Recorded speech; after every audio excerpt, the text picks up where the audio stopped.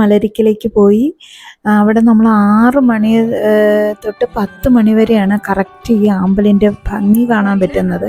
പക്ഷെ ഞങ്ങൾ എത്തിയപ്പോഴേക്കും 10 മണി കഴിഞ്ഞു. കുമരകം, കോട്ടയത്ത് നിന്ന് കുമരകം വഴിയാണ്.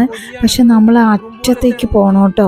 ഉള്ളിലേക്ക് വന്നു കഴിഞ്ഞ് കഴിഞ്ഞാൽ ഈ ഒരുപാട് ഏക്കർ കണക്കിന് സ്ഥലത്താണ് ഈ ആമ്പൽ വിരിഞ്ഞ് നിൽക്കുന്നത് കാണാൻ പറ്റുന്നത്. ഫസ്റ്റിലേ നമ്മൾ ഒരിക്കലും ഗൈഡ് പറയണ കേട്ട് ഫസ്റ്റിലേ നമ്മളവിടെ പോകരുത്, കുറച്ചും കൂടി ഉള്ളിലേക്ക് വരണം.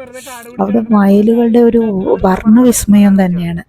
മലരിക്കലെന്ന് പറയുന്നത് ഏക്കർ കണക്കിന് പാടമുള്ളതല്ലേ. വർഷത്തിൽ കുറച്ച് മാസമേ അത് കാണുകയുള്ളൂ.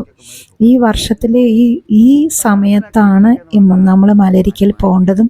ചെറിയ മഴകളൊക്കെ ഉണ്ടെങ്കിലും നമ്മൾക്ക് ചില സമയം പ്രകൃതി നമുക്ക് അനുകൂലമാക്കി തരും, നമ്മുടെ കൂടെ തന്നെ ഉണ്ട്.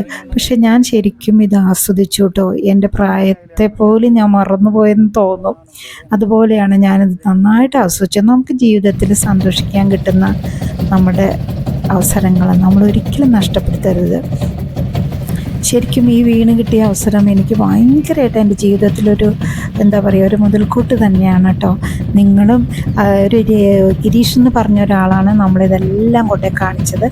അയാളൊന്ന് വിളിച്ചിട്ട് പോയി കഴിഞ്ഞ് കഴിഞ്ഞാൽ അയാളെല്ലാം റെഡിയാക്കിയൊക്കെ തരും.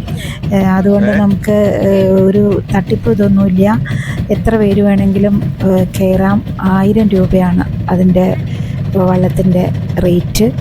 വളരെ നല്ല പെരുമാറ്റം. നമുക്ക് ഒത്തിരി കാര്യങ്ങൾ പുള്ളി പറഞ്ഞൊക്കെ തന്നു. വേണമെന്നുണ്ടവർക്ക് ഞാൻ പുള്ളിയുടെ നമ്പർ ഡിസ്ക്രിപ്ഷനിൽ കൊടുക്കാം കേട്ടോ. പക്ഷെ നിങ്ങൾ ഒരിക്കലെങ്കിലും ഈ മലരിക്കൽ സന്ദർശിക്കണം.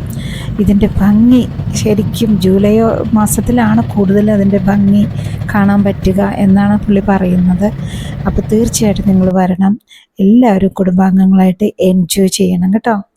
എനിക്ക് ഭയങ്കര ഇഷ്ടപ്പെട്ടു.